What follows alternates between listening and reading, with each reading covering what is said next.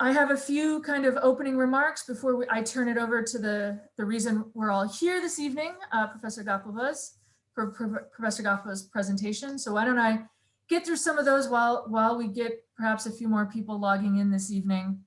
So thank you for joining us for tonight's program on Belarus. My name is Esther Peters. I am the Associate Director for the Center for East European and Russian Eurasian Studies at the University of Chicago.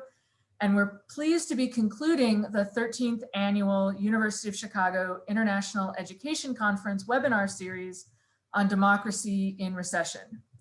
This series and related conference has been co-sponsored by the University of Chicago Center on Democracy, Neighborhood Schools Program, Center for East Asian Studies, Center for East European and Russian Eurasian Studies, and the Center for Middle Eastern Studies, with generous support from the from the United States Department of Education Title VI National Resource Grants. For information, videos, and resources for all of the educator workshops in this series, please visit the link to the UChicago Educator Outreach website that's being provided in the chat box. For more information on the University of Chicago Center for East European Russian Eurasian Studies, you can visit us at series.uchicago.edu, and you can email us at series@uchicago.edu if you would like to subscribe to our listserv and receive our weekly e-bulletin. Those links, and that link and email address will be provided in the chat box as well. Before we begin, I just want to go through a few last additional kind of housekeeping or Zoom keeping notes. This event will consist of a presentation followed by a question and answer session with our speaker. To ask a question, please type it out in the Q&A box. And that's where we want all questions. If they end up in the chat box, we'll let you know. We'll ask you to move them over. So if you would like more control, as you can see, we'll be doing at least a presentation for at least the first part. If you would like more control over the relative size of the speaker on your computer, you can choose the side-by-side view while we are in screen share mode, and you can make the presentation and videos as small as you would like. For those Illinois educators, specifically Illinois public school educators who would like to receive professional development units from the Illinois State Board of Education for this event, please email your request to me, Esther Peters, and I'll follow up with instructions and paperwork. My email will also be provided in the chat box.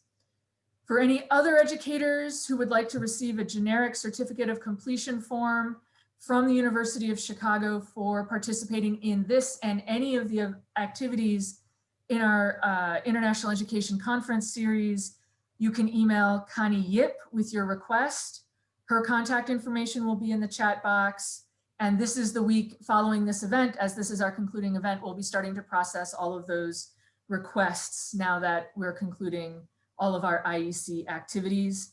I know this is a lot of information we're running through. I will be following up in an email tomorrow with all of these details as well. So now on to the main event and our program for this evening. Tonight, we welcome Elena Gapova, professor in the Department of Sociology at Western Michigan University, to speak on Belarus in a talk entitled "The Urban Revolution in Today's Belarus and Why Women Are Leading." Professor Gapova specializes in gender, class, nation, and social movements in the post-Soviet space.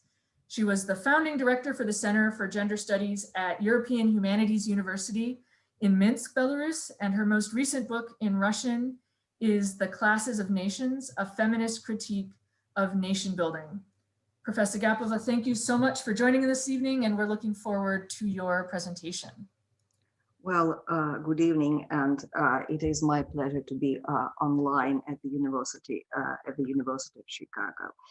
So now, before I start my presentation, I'm now sharing my screen. Can everyone see the first slide of the presentation, just to make sure that everything is going as planned? It looks good on our end, but if there's any attendees who are having trouble, please let us know in the chat box. Okay. So, well, I'm going to be speaking about, well, the events of Belarus, the events in Belarus, this revolution, this uprising, people's uprising that has been going on for well, more than 3 months now. And I'm going to break this presentation into several parts. First of all, very briefly, I will provide some, well, historical and just geographical context, just to remind all of us, well, where this is all taking place and what the historical situation used to be, very briefly. Then I will go over what actually happened. It has been 3 months of protests now, and before that there had been a couple of months of pre-election situation. So, well, it's convenient to have a timeline. And then in the third part, I will be more analytical and I will present a sociological or social scientist's take on these events. I will speak about this urban revolution and what social transformations are taking place. And of course, I will be focusing on gender. So, and now, well, this is probably the best symbol of this revolution going on in Belarus. And to explain where these symbols, well, these ideograms come from, well, it's nice to see these photos with these 3 women on the right, these 3 women raising their hands in gestures. Well, this V sign, a fist, and a heart. Well, in the center is Svetlana Tikhanovskaya, who is probably president-elect of Belarus. Well, I'll be more specific on this a little bit later. On the left is Veronika Tsepkalo, and on the right is Maria Kolesnikova, who is currently in prison in Belarus. And so these gestures, these 3 women united and raising their hands in these gestures, they look like they have been made for a global media market. But it happened, it looks like it happened by itself. So starting the story, yes, and this next slide, I will be speaking about Belarusian protests going on and just not only the leaders, the women, the 3 women who were leading and are leading this uprising, but I will also be speaking about these ordinary women who go to the streets every day for their to protest and to stand for their rights. But to start my story, I want to go to the map first, to have an idea of where all this is taking place. And I have 4 maps. So the one on the left, on the bottom left, it is still the Soviet Union, and the Soviet Union was this conglomeration of 15 republics. And this small, well, probably purple spot to the west on the left is Belarus.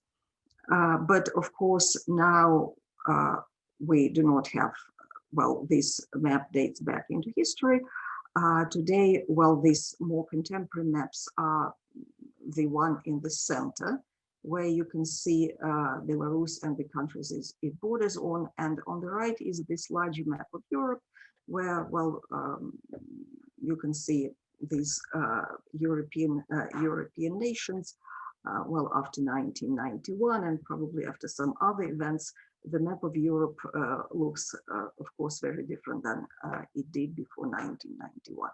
But I also have one more map. So, well, this Belarus, which is now an independent nation, it used to be one of the republic of the Soviet Union. Before that, these lands had belonged to the Russian Empire. The map, this against the black background, this map is an illustration of Samuel Hutchinson's, who is a political scientist, idea of the clash of civilization. And Samuel Hutchinson argued that the next big standoff, the next big war we are going to have is going to be the war between cultures. And he argued that, well, there are several lines of division, there are several dividing lines. So if you look at Europe, this dark blue on the left and this blue, lighter blue on the right, and Belarus is somewhere on this line. So Hutchinson used to see these lands as being on these borderlands, the lands which are in between these different civilizations, the Roman or Western Protestant civilization and the Orthodox civilization that arises from the Greek Orthodoxy. This is the, I like this photo. This photo dates back to the 1920s. Of course, because of the place where Belarus is, it used to be a kind of a crossroads, and all kinds of tribes and peoples and nations live there. And this is Minsk railway station in the 1920s. And you can see the name of the city, Minsk, written in Belarusian, in Russian, in Polish, and in Yiddish. So these used to be these 4 official languages of Belarus in this interwar period. But then World War II starts, and this is a really important period in the history of Belarus. And if you think that these photos, yes, this is Minsk, and if you see that these photos are graphic, I'm sorry about that, but well, I could find even more graphic photos of that period, or the devastation and the impact of World War II on Belarus was just unthinkable. With every fourth Belarusian citizen killed. There used to be a huge partisan movement, a huge resistant movement, and I'm mentioning this because it is going to matter in my later discussion.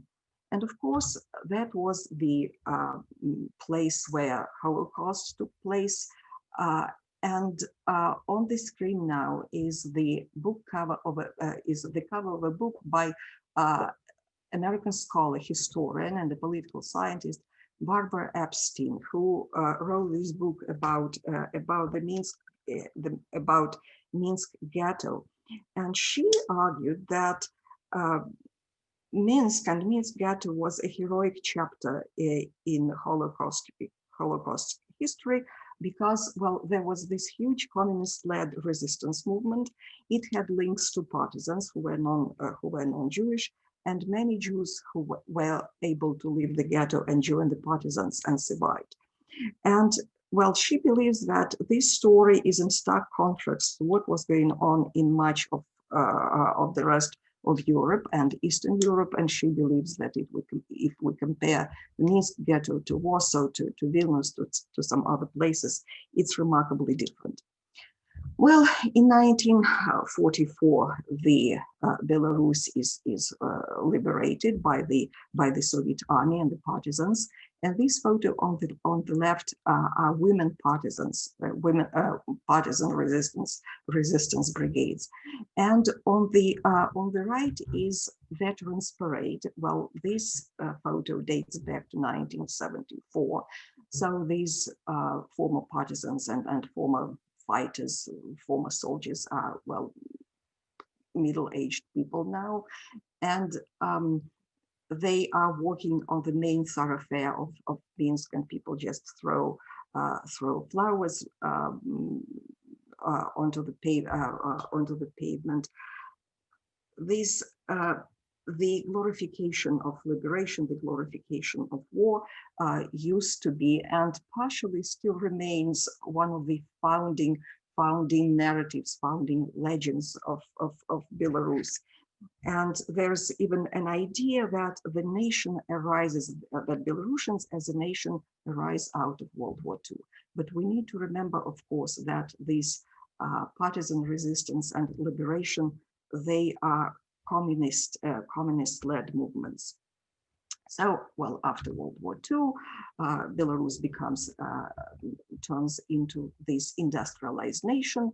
inside as a part of the Soviet Union, a republic of the Soviet Union. Sometimes, well, a socialism success story. Sometimes it used to be called an assembly line for the Soviet Union. And the photos that I have here, these are heavy trucks, very heavy trucks produced at one of the plants in Belarus. They are still produced. They are huge, huge, and you can see that. And for many decades, for many years, it used to be quite a symbol of industrial Soviet Belarus. This republic, which arose after out of the ashes of World War II and rebuilt itself. And there's the story of urbanization, the story of industrialization, and so on. And then the Soviet Union disintegrates in 1991. And I have these, Belarus becomes an independent nation. And I have three flags here, and this is for a reason. They are going to matter in my later discussion. So on the left is the flag that Belarus had with these hammer and sickle that Belarus had when it was still a part of the Soviet Union. Then in the middle, well, it doesn't show, it doesn't look too well against this white screen, of course. Well, this independent Belarusian flag, white, red, and white, which used to be the flag of independent Belarus from 1991 till 1995, and now it is used as a symbol of resistance, as a symbol of protest by protesters. However, the story of this flag is somewhat tinted, for it seems that some of those collaborators used this flag during World War II, and sometimes, of course, this flag is not used as a national flag. It is more a flag of resistance. But of course, the government propaganda always uses this allusion to the World War II period, saying, well, that flag has been tinted. So, and on the right is the current official flag of the Republic of Belarus. And in 1994, well, people elect their first president, Alexander Lukashenko. Well, on the right is Lukashenko taking his oath. On the left is Lukashenko, well, as he looks this day, today, 26 years after he was first elected. And he was first elected, that was really a landslide.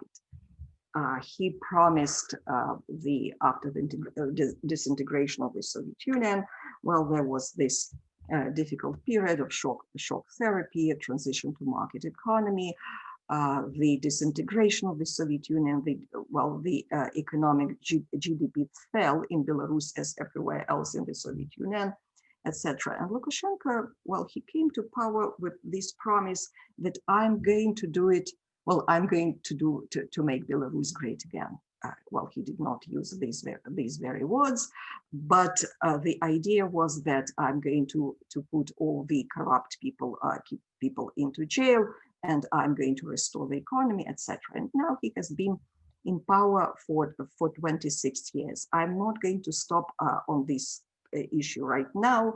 I'm moving to the next slide because I will be speaking about his power and what has been going on for the 26 years, well, in the next part of my talk.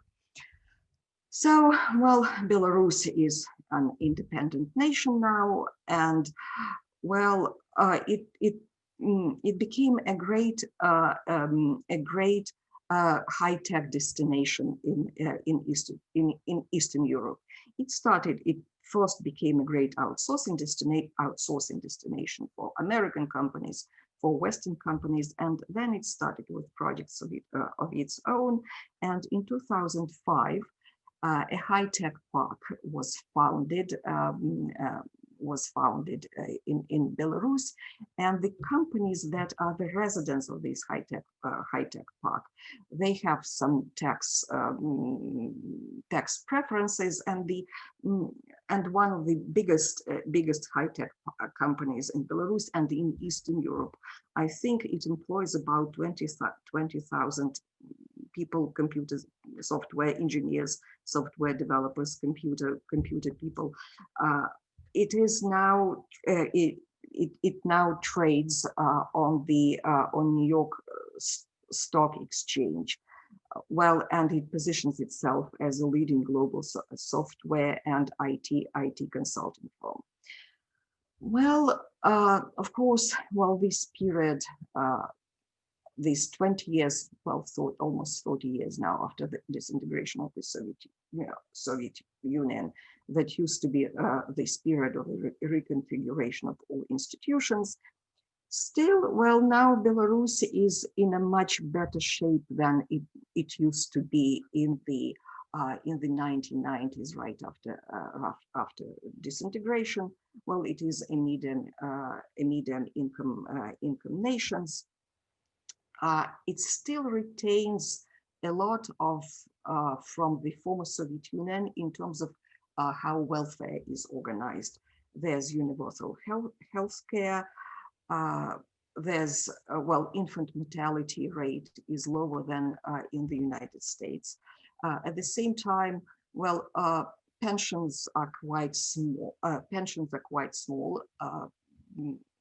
Wages and salaries are not too high, but a lot of services are provided by the government for free.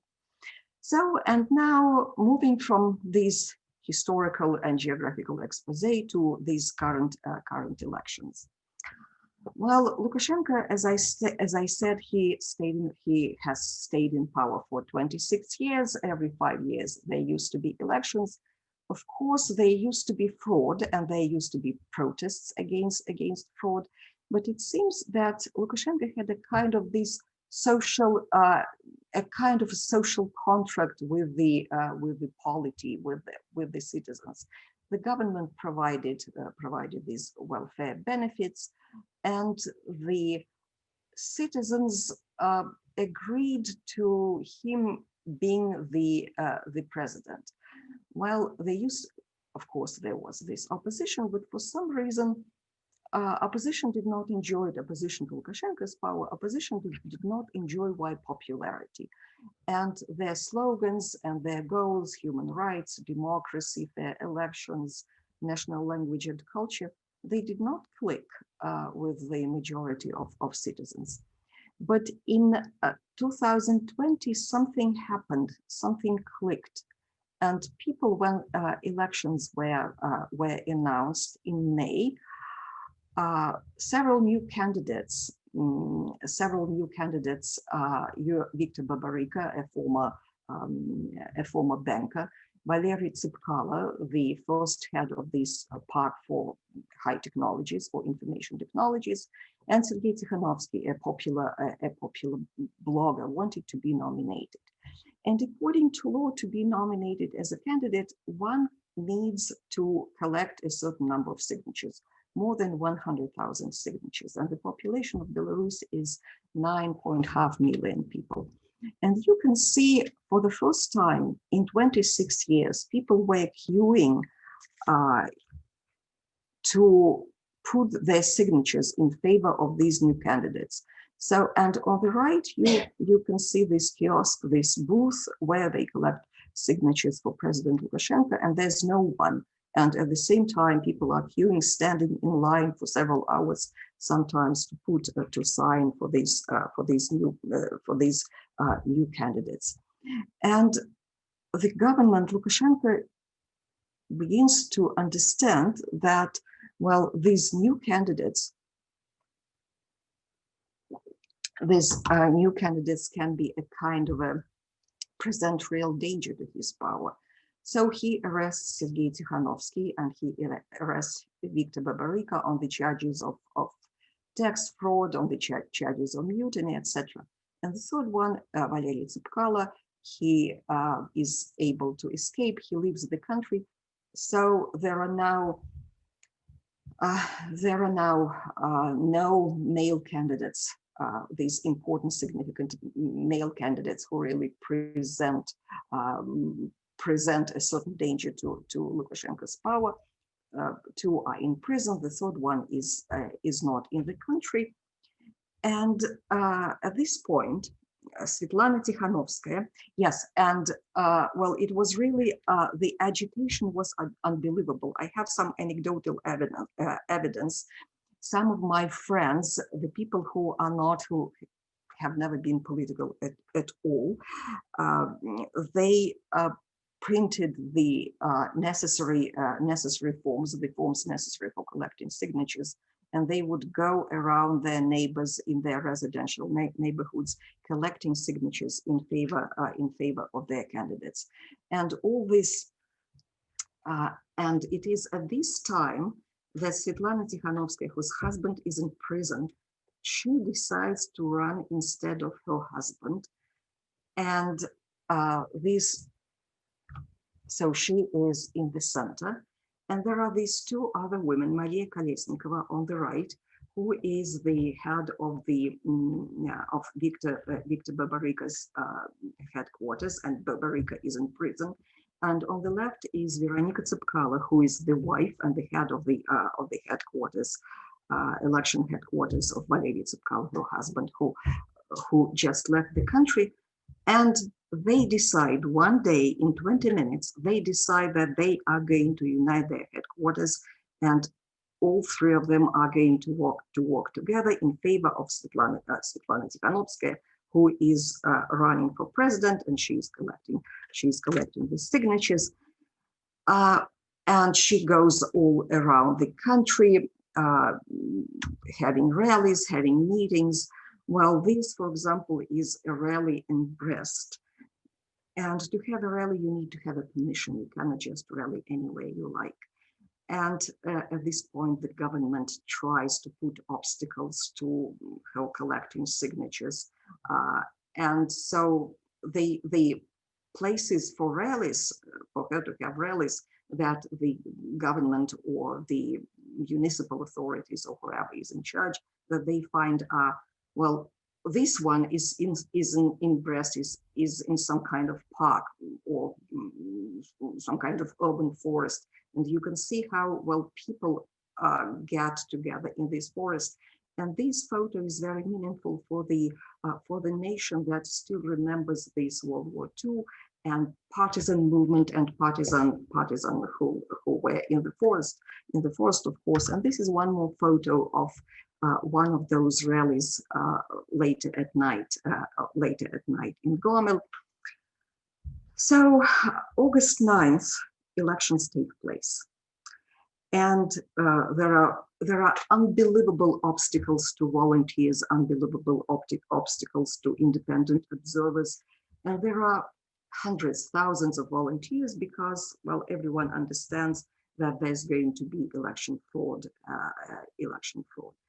And then at the end of the day, and the number of violations is tremendous. They are all registered, but the Supreme Court never accepted these violations.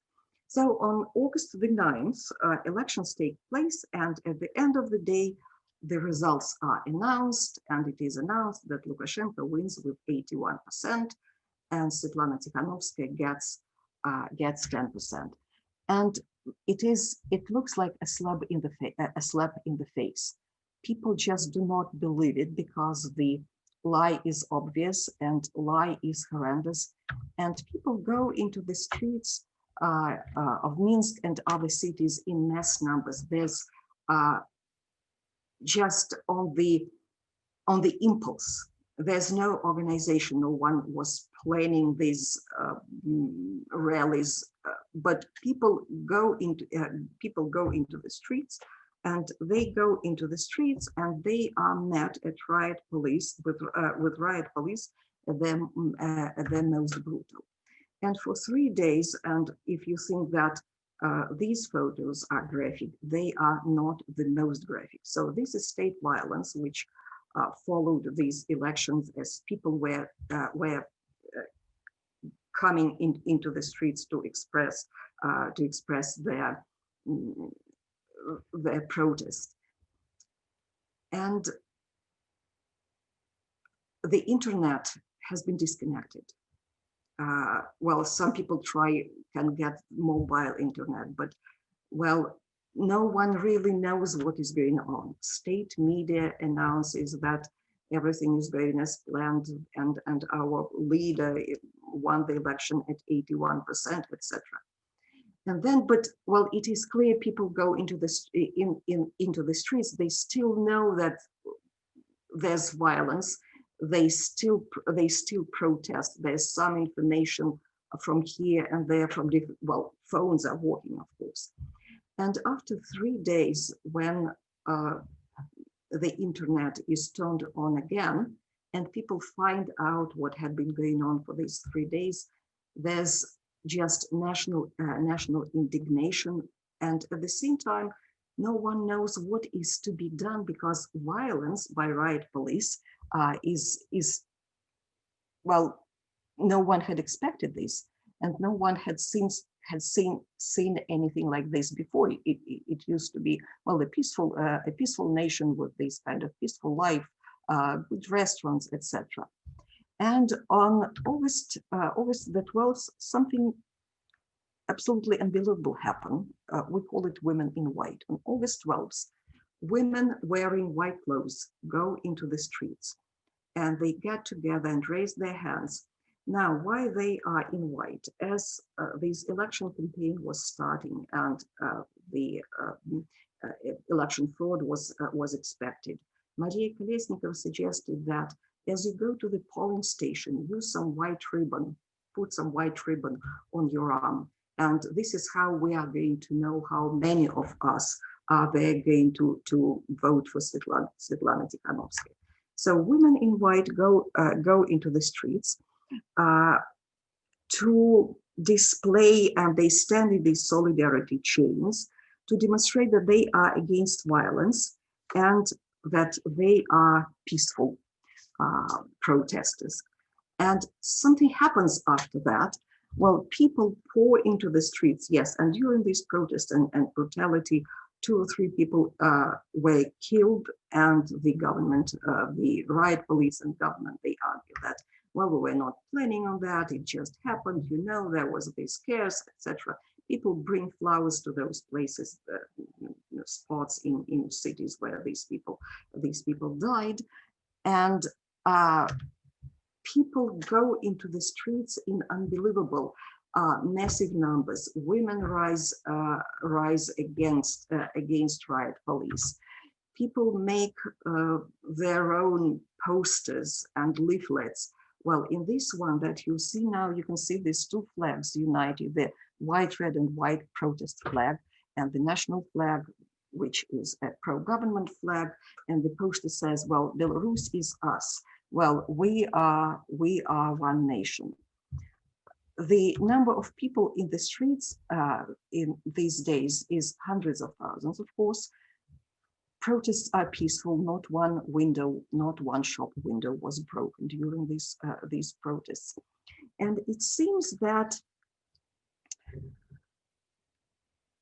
we are winning. This is this strange feeling. I remember the photos from August the 16th, when doctors from hospitals were in the streets, teachers from schools were in the streets, students, citizens, everyone was in the streets. And this is what you see on the left, is this Independence Square, where, well, the government seats.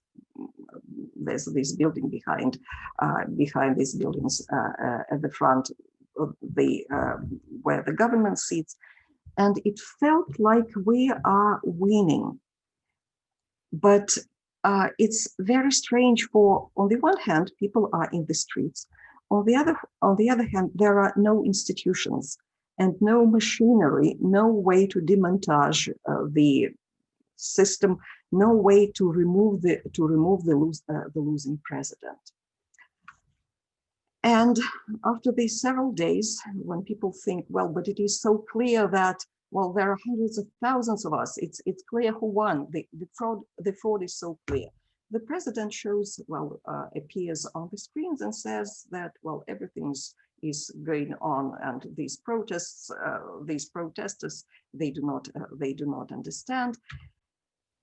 well, you can see well some of more photos of these protests, and the slogans the people that people carry are fair elections, tribunal for the government or for the president, and freedom for political prisoners. Because, well, at this time, 7,000 people have been detained and they were horrendously tortured in prisons. Yes, and this photo on the right, the slogan is "Go away," simply go away. Well, one more photo just to understand the scale, the mass scale of these protests. Independence Square in Minsk. This is a photo from above, from a drone. Well, and Lukashenko understands that, well, this is really serious. And now not only riot police is in the streets, the army is in the streets, and all those units that he has are in the streets. And it has been going on like this, more or less like this, for about 3 months. And once again, it used to be, well, this riot, these protests used to be called polite protests and the polite riot. On the left, that you see that people who stand on the benches in the streets to be able to see better see what is going on. They even take off their shoes. And hundreds, but people have to walk, people have to go to work. So protests mostly take place either in the evening or on Sunday. And at the end of August, Women's March is declared. On the left is the poster for this Women's March, Women's Grand March, and since that August 29th, almost every Saturday there's a Women's March. Women coming together, protesting against election fraud, protesting against riot police,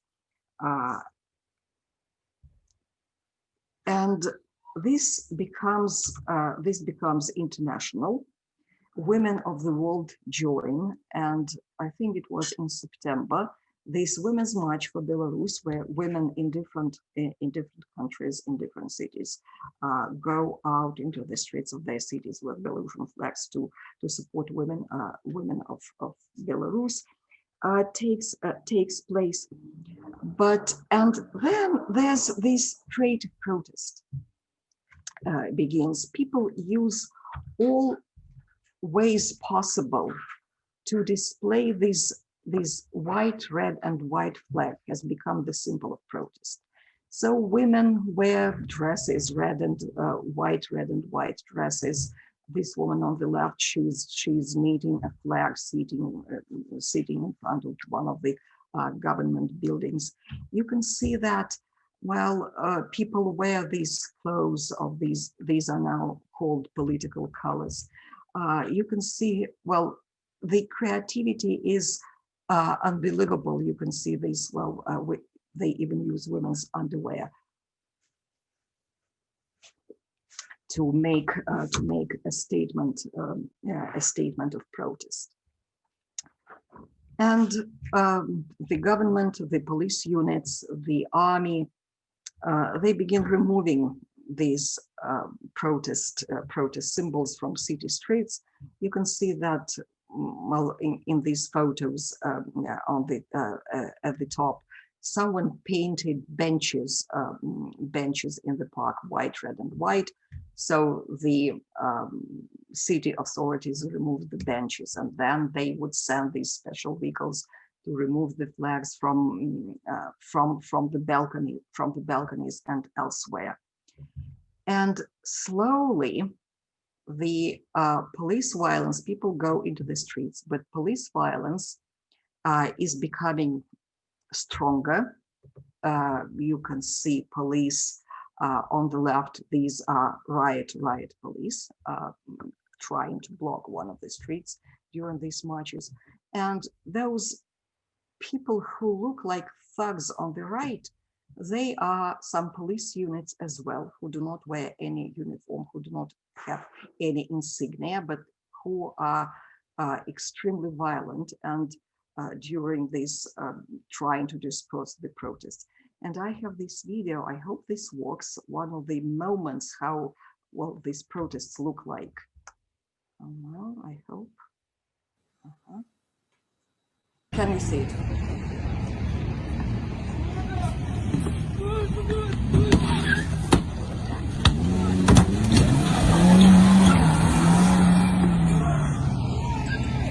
A protester running away from riot police.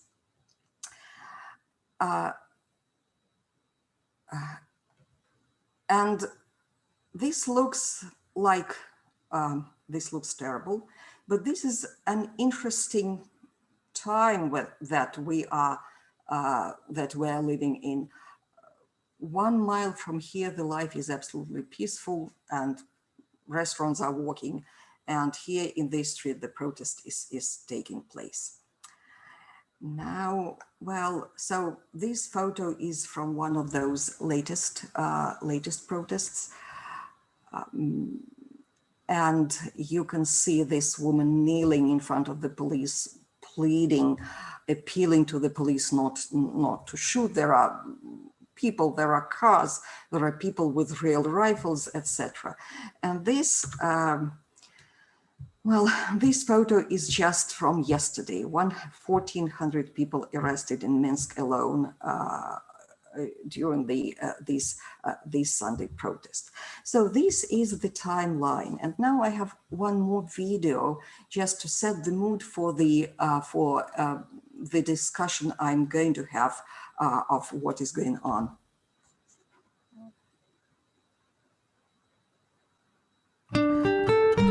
Yes, and I just want to say that there are subtitles, they're not mine, I cannot remove them. They, well, the English is not very good, you can still make sense of what it is all about, but it's not King's English.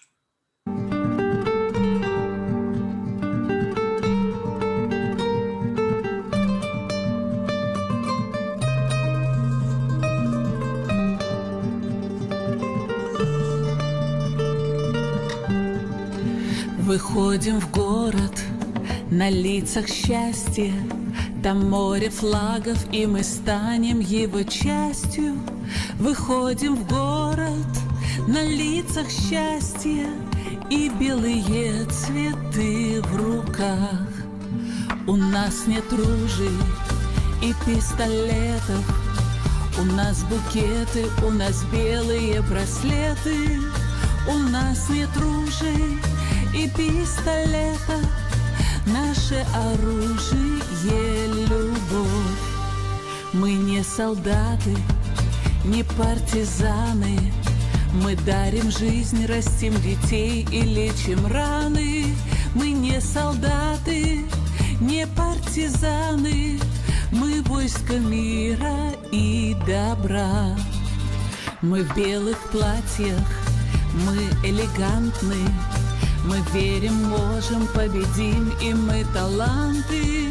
Мы в белых платьях, мы элегантны и дарим миру красоту. Невероятны и так красивы, мы сестры, матери, подруги, и мы сила. Невероятны и так красивы, нас никому не удержать. Ведь с нами правда, нам все под силу, и даже все, что до сих пор не выходило.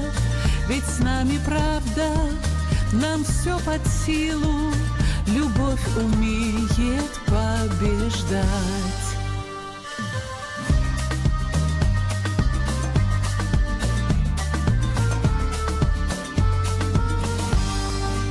Ведь с нами правда, нам все под силу, любовь умеет побеждать.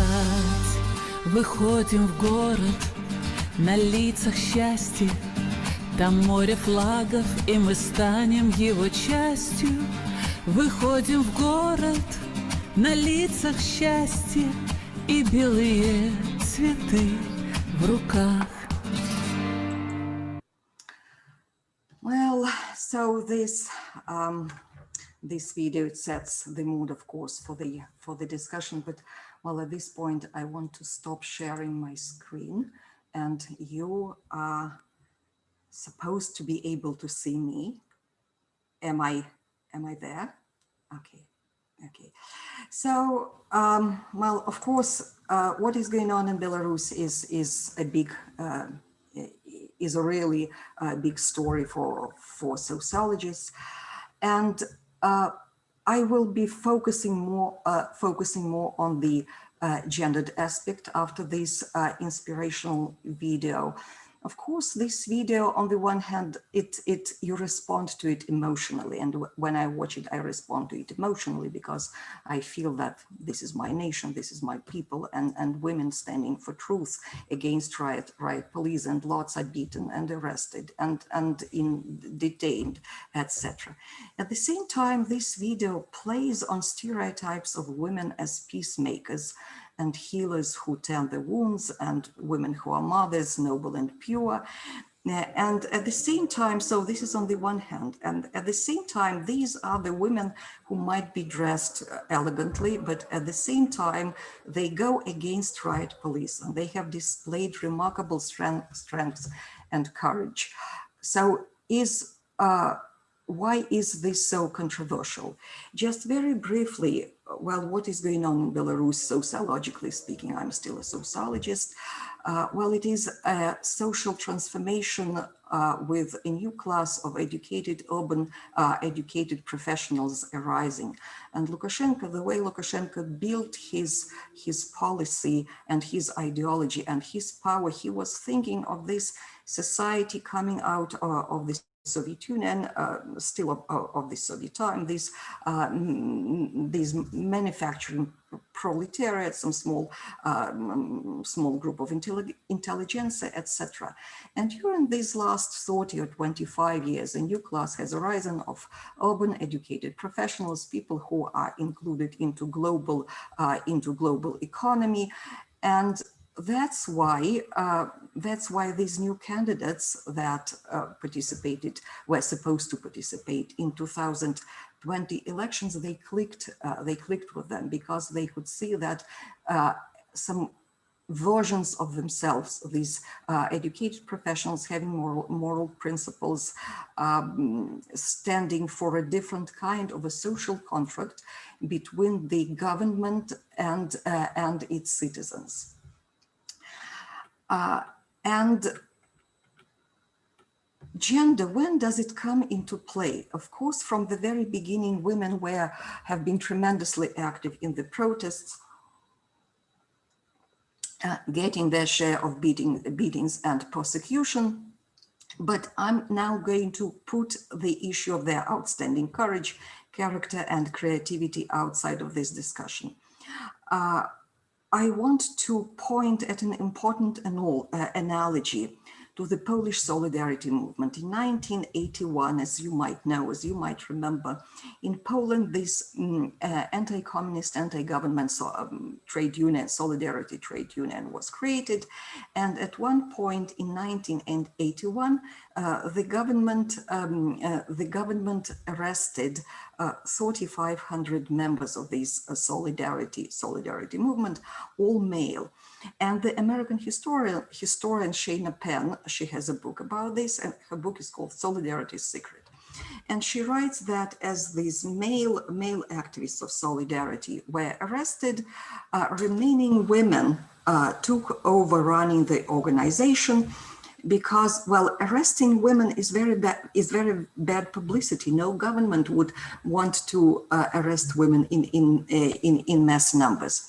So in a similar way in Belarus, when male presidential candidates were arrested, a structure of opportunity emerged for women. And these three women, Tikhanovskaya declared that she would run for president instead of her husband.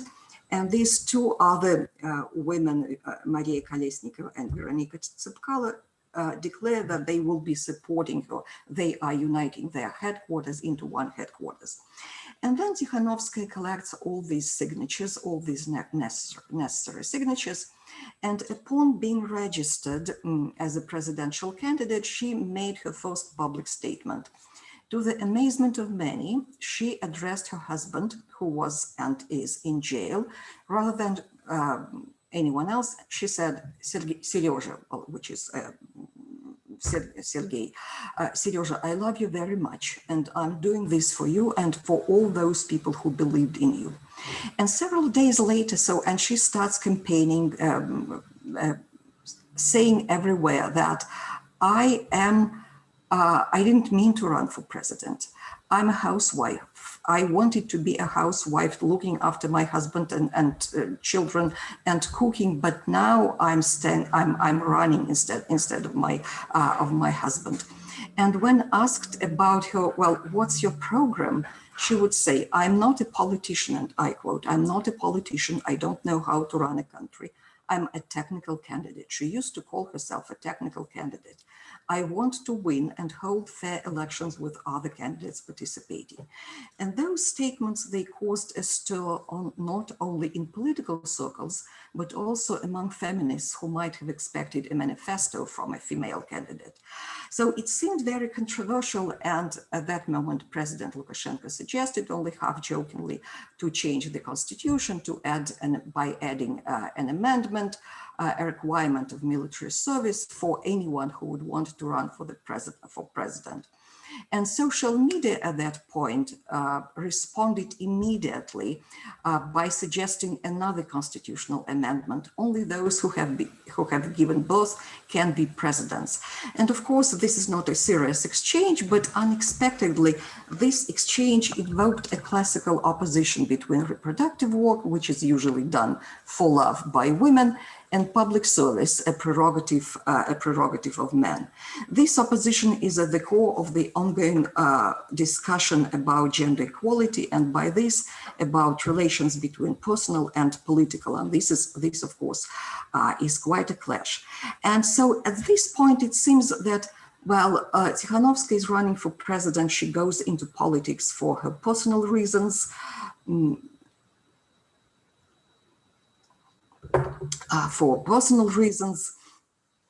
this, of course, is somewhat detrimental. This seems detrimental to anyone's political position. But it is interesting to see, well, how she plays with her situation of being really a housewife, not having a program, but actually being able to mobilize the whole nation.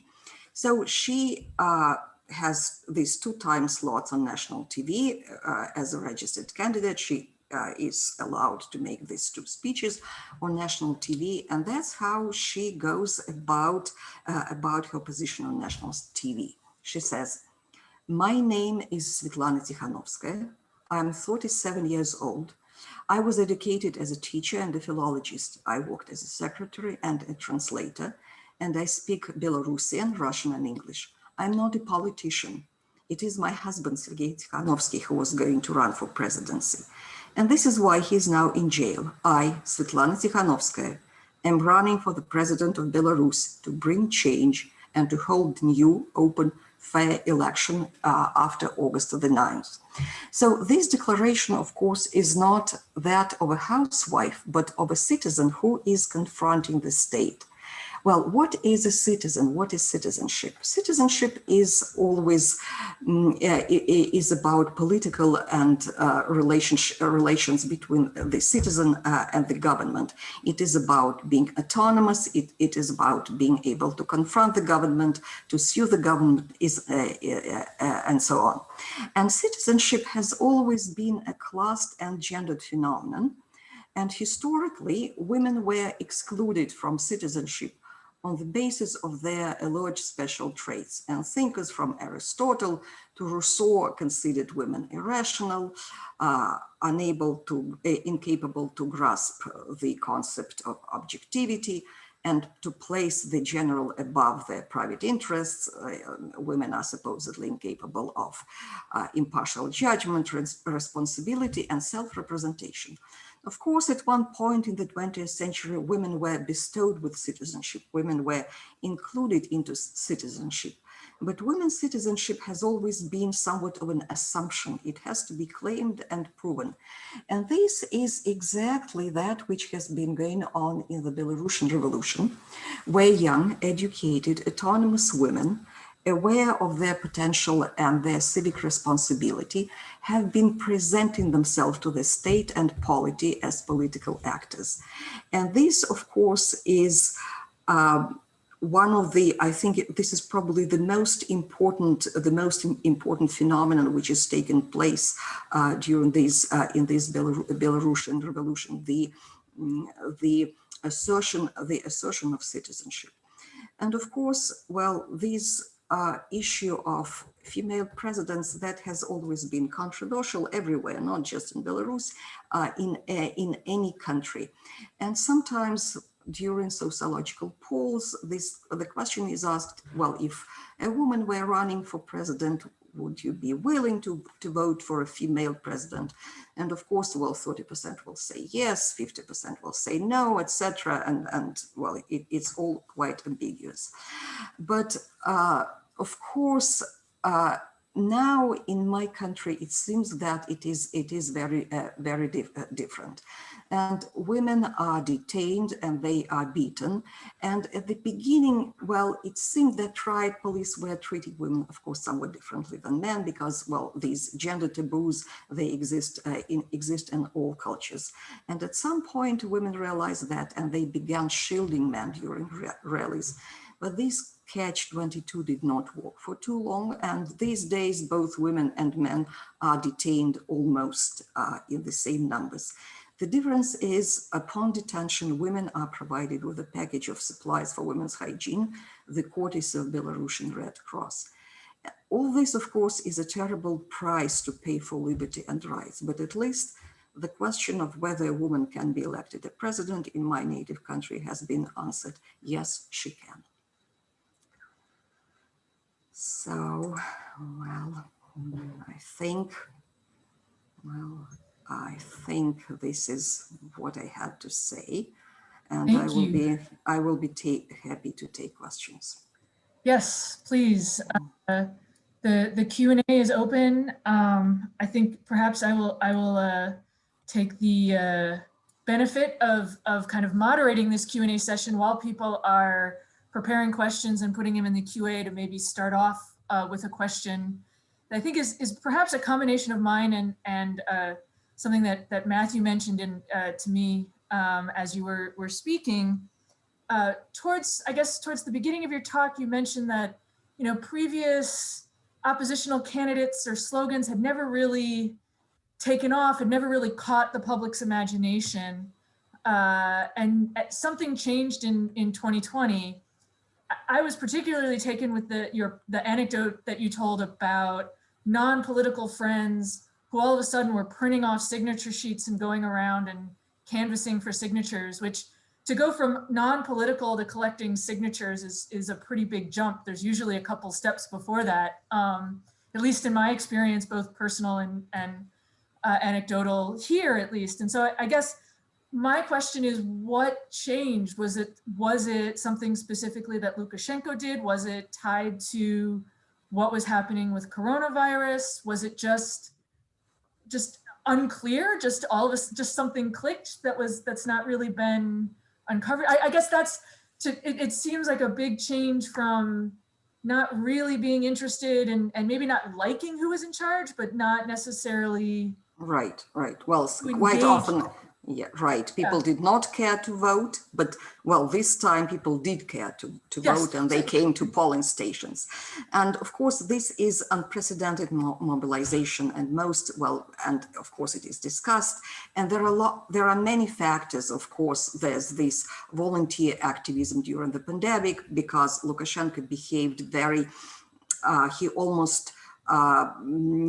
he was very ironic. He did not recognize the existence of the virus. He would say just go outside, do some exercise, and this is going to do you good. Do you see the virus anywhere? And then people started taking this into their hands, and there was this huge volunteer activism. Well, people delivering masks, delivering free meals to doctors, etc. So of course, when you have this mobilization, the next logical step would be political mobilization. Of course, there's digital media, like in Egypt in 2011.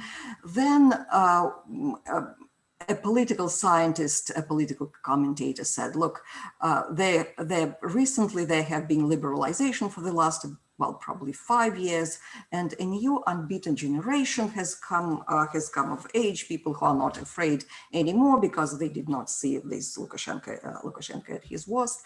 Well, and of course, this all is true, but in urban revolutions like this, for these mobilization triggers to work, something else needs to be in place. And these something else are structural factors, demography and class divisions.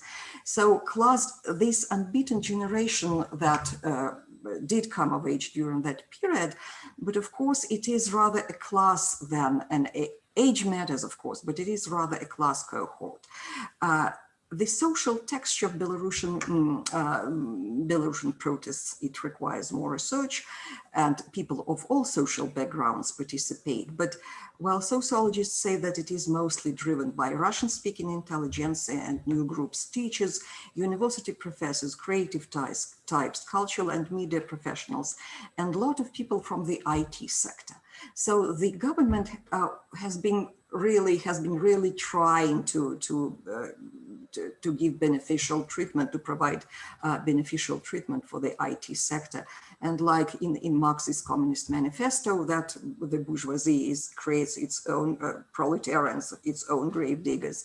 It seems that Lukashenko has created these grave diggers for himself by creating these preferences for the IT sector. There are hundreds of thousands of people in Belarus working in IT. So there are lots of people who are included into this new type of economy, and the economy that Lukashenko was trying to build was this kind to sustain, was this kind of industrial economy, and people are growing out of this industrial economy. This is the post-industrial period. So, and these new candidates who were not associated with the old opposition, a former banker, the head of an IT park, and a protest blogger, they turned out popular with so many because they are successful professionals, they are public figures, educated, witty, trying to live up to their moral principles, with whom these new educated groups could identify. And I'm talking about these new groups as class. We need to understand that traditionally the notion, the concept of class has been an economic one. Well, we know from Karl Marx, there's the class of proletarians and the class of capitalists. But today, the term new class came into use, and this term embraces social divisions, privilege and exclusion, which is based on non-economic distinctions and forms of capital. It has become this organizing concept for theorizing a wide range of issues of social inequality, differentiation, inclusion, and exclusion, which is sustained through the matters of educational background, occupation, lifestyle, and culture. So my making it short, my answer would be that social transformation, a new type of society is coming into being with this new class of educated professionals who confront this government who does not see its citizens as equal partners, but who sees the citizens as its subjects. Thank you. Thank you. I'm going to start with the first question that came in through Q&A. There's also one in the chat that we'll try. I think we have time to get to both of those for sure.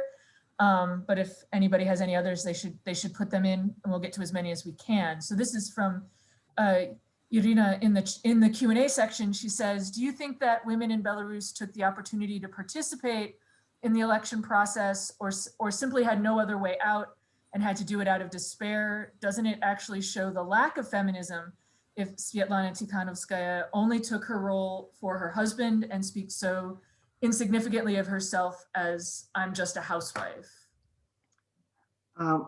Well, first of all, we need to say that, well, it's not out of despair, but it is out of hope. It is out of ability. It is out of structure. It is out of structure of opportunity. And I must say that it is not just in Belarus that there are not too many women in politics, because structure of opportunity is gendered everywhere. So this structure of opportunity is, and if we look at this country, for example, when Hillary Clinton was running, of course, she had her own structure of opportunity belonging with this political elite. Well, feminism is about women being able to participate as equal partners, and they participated as equal partners from the very beginning. They are in the streets, they are collecting signatures, they are protesting. Well, running for president, of course, this is a very special thing, but it does not happen in too many places. And here we can see this woman running for president and actually showing how to be a citizen. When I live my quiet life, I'm a husband. Well, I have my husband. I have my children. But when the time comes and well, there's a necessity to do something important, I'm able to participate, and I was able to mobilize the country. Really, she mobilized the whole nation. She probably received about 70% of the vote. Well, we do not know exact numbers because of all this fraud, but definitely she received the majority of the vote. So it is out of this capacity, out of this strength, out of this autonomy, being able to become autonomous. Thank you. Thank you. I'm gonna, I think, combine one question from chat and then one that's currently in the Q&A that are slightly related. So the one from chat is from Olga, and she asked, what degree do you think the example of the Ukrainian Maidan might have played a role in inspiring Belarusian protests? And then, well, this question comes up from time to time, and the image of Ukrainian Maidan that people have is this image of violent protests, the image of terrible war unleashing the state almost falling apart, and people are rather scared of the Ukrainian Maidan. Belarusians, well, it's not clear how all these protests and what is going to happen, but protests have been peaceful so far, and Belarusians have been making a point on these protests being peaceful and saying that, well, this phrase "а то будет как в Украине," well, we don't want it to be like the way it is in Ukraine. Well, it can be heard from both from the side of the government and from the side of the opposition. So. Of course, from time to time, the question is asked, well, but yeah, can we reach our goal with peaceful protests? Would it be necessary at some point to take the arms? But there are no arms. The population is not armed. So it seems like there's no way. So somewhat related perhaps to that, and getting into some relations maybe to similarly to close to Belarus, and then maybe more international connections. One is, I guess, do you have any sense of where these protests will lead? You sort of just answered that of kind of not, it's kind of not clear, but. I wish I knew. Yeah. I wish I knew. Yes. Well, repression's aggravated, repressions are terrible, but these repressions and protests, they launched the processes that are going on inside society. people get together and something, well, students come out with their protests, doctors come out with their protests, artists, actors come out with their protests, and three theaters, the Theatre for Opera and Ballet, the National Academic Drama Theatre, they are now suspended, closed or suspended because people rise and protest. So, well, not all that takes place in the streets. There are other processes. People try to confront the government, go into police, going to courts, going to judges. The scale of illegality is unbelievable, but people try to confront the government by saying, try to follow your own laws. You go against the law. This is from someone in Hong Kong who studies the protests in Hong Kong. And they write, it is very interesting to see female protesters choosing to wear dresses and skirts to a potentially violent protest, given the attire is not exactly convenient for fleeing from riot police when needed.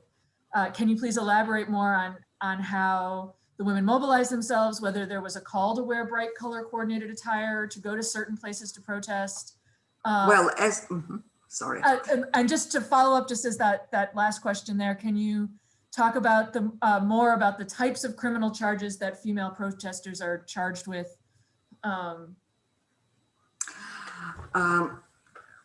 Regarding the clothing that people wear, well, first of all, the dresses. The protests started in August, and it was very hot. And these days, of course, I think everyone is wearing slacks and whatever. Technically, there has never been any call to wear these colors, but it has become clear that these colors are the colors of protest. And people are trying to do whatever they can, and the creativity is unbelievable, trying to bring these white, red, and white colors in succession by all the means possible. I was amazed at how it is possible to use, for example, someone buying, taking a photo of wine, and there's a bottle of red wine, white and red, and it stands for protest. So people are trying to express their protest in any way possible. And so yes, the charges. Initially, the charges used to be administrative, 15 days in prison, 30 days in prison, in jail rather. But the conditions in this jail are very, very, very harsh. And then people lose their jobs, women lose their jobs. Several of my colleagues had to flee the country. They were released from jail where they had spent 15 days. And then a new charge was brought against them. So they had to flee the country and now, well, in Lithuania, in Poland, in Ukraine, wherever they can go. So the charges are becoming harsher. And now, well, they started with administrative assault. Now it is considered, going out into the street is considered criminal assault. So it's becoming really harsh. Well, several people were killed, 5 or 7, all men. And no criminal investigation was started. Mm-hmm. And I think, well, during this period, August, September, and October, 17,000 people were arrested. 17,000. It is a country of 9.5 million people. It's a huge number. So repressions are becoming harsher. At the same time, people are not going to give up. And it is a terrible standoff. So I just want to repeat, there's no mechanism of taking down the illegal government. What do you do? And by the way, before this conversation today, earlier today, I listened to the radio and Rudy Giuliani was speaking. And look, this reminded me of something, because we have such a similar guy back home, who just refuses to go. He says, look, I won at 80%, what do you want? Yep. So, Yes. I know we're coming to the end of our time. We have a couple questions left. But if you are up for taking a couple questions and going a few minutes over time, The first one, why don't I give you both those questions and you can answer them as you see fit. The first one is from Greg, and he wants to know if EU pro-democracy efforts have any influence on the protests in Belarus, and if there's any anti-Russian sentiment in the protest movement. So that's one question, and somewhat related, we have a previous question asker is writing their master's thesis kind of related to this, and wanted to know if you had any reading recommendations specifically related to gender in Belarus and Belarusian history, of expanding knowledge and depth of the situation. So some reading recommendations, and if you wanted to touch on either EU influence and or anti-Russian sentiment. Yes or no? Well, I'll start with this last question, and if you can email me, if Esther, you can provide my email to this student, I will be happy to provide a list of readings. Now, regarding anti-Russian sentiment, well, strangely, this is not a kind of a national revolution in this classical sense. So in this regard, it is very, very different from the Ukrainian one. And sometimes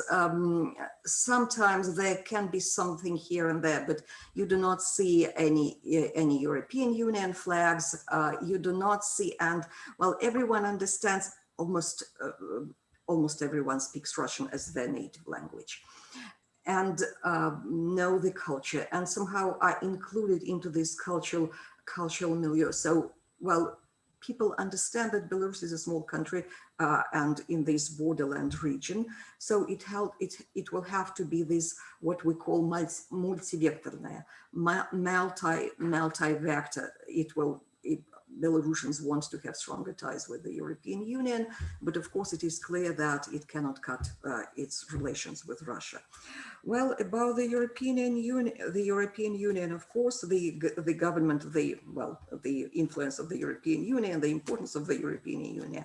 Of course, the government has been accusing the European Union of inspiring these protests, and even, well, there are accusations that all protesters are paid by the European Union to come into the streets, which of course it would be funny if it were not so sad. European Union tries, well, they did not recognize the elections. They recognize Svetlana Tikhanovskaya as the leader. So they are doing what they can. There are sanctions against Lukashenko and some members of his government, but otherwise, well, but their presence in the country is important for at least at some point when Svetlana Alexievich, who is the Nobel laureate, and this writer, the Nobel laureate, and police were trying to get into her apartment. She posted a message on Facebook, and she called someone, and immediately European ambassadors came to her apartment to protect her physically from these police trying to get at her. So their presence is important, but there's only that much that foreign governments can do, of course. Thank you so much. Thank you so much for being willing to go a few minutes over to answer that last question. And thank you to our audience for joining us. Your feedback is important. And so we are going to put a link to a brief evaluation that just helps us plan future events, to let us know what you thought about this one and what you'd like to see from us in the future for how we can craft relevant and impactful programming for educators. So please take a look at that link, let us know. Again, I will follow up to anybody who attended with all of the information about CPDUs and evaluations and all of those certificates, if those are useful for you. So thank you in advance for taking a look at that evaluation. Again, thank you so much, Professor Agapova, for joining us. It was my pleasure, really. Yes. My pleasure.